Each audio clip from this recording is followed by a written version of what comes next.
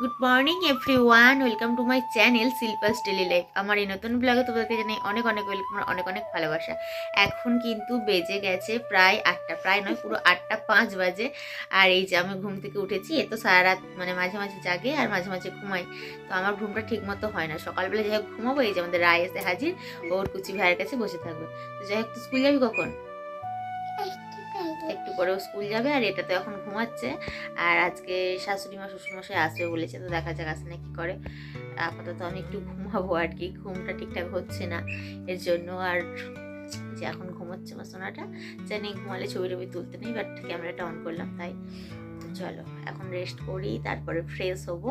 8:30 বাজবে ফ্রেশ হতে, 8:30 9টা, তারপর চাটা খাবো।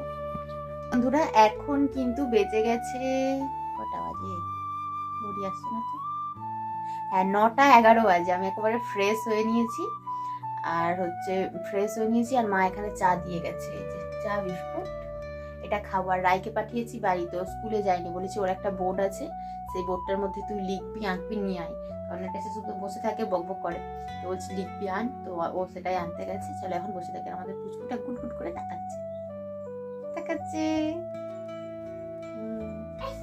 এসেছিস? এই তো এবার লিখবে ওটাতে।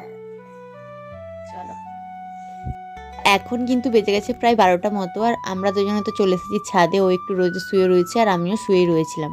তো মা ভাজছিল মাছ ভাজা, তো আমার স্মেলটা নিয়ে মনে হলো কি একটু মাছ ভাজা খাই, কারণ কি প্রেগনেন্সি টাইমে তো আমি এরকম পোনা মাছ, রুই মাছ, কাটাপোনা এসব মাছ একদমই খেতে পারতাম না, বাট এখন দেখছি ভালো লাগছে স্মেলটা, তো তাই সেই কারণে ভাবলাম খাই। তো বললাম একটা মাছ ভাজা এনে দিতে, তো মা এনে দিয়েছে, সেটাই আমি বসে বসে খাচ্ছি।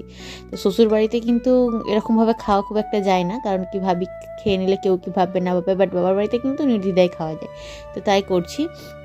আর আজকে দেখো দুপুরবেলা রান্না করেছিল মা করলা আলু ভাজা, তার সাথে আমি বললাম একটু পেঁয়াজ কুচি দিয়ে দাও করলার ভাজার সাথে, খেতে কিন্তু ভালো লাগে।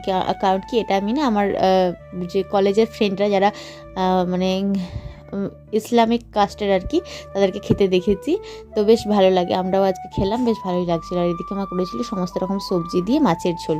তো এটাই ছিল আজকে আমাদের দুপুরের মেনু। মা এখানে বানিয়ে দিয়েছিল আমাকে রুটি আর পরোটা, ঘিয়ে ভাজা পরোটা, যেহেতু ঘিটা এখন খেতে হয় সেই কারণে। আর ফুলকপি আলু ভাজা বানিয়েছিল, যেটা কিন্তু আমার ভীষণই পছন্দের আর কি। তো চলো এটা খেয়ে নিচ্ছি, আর একদম ভিডিওটা এখানেই শেষ করলাম। কেমন লাগলো অবশ্যই কমেন্ট করে জানিও।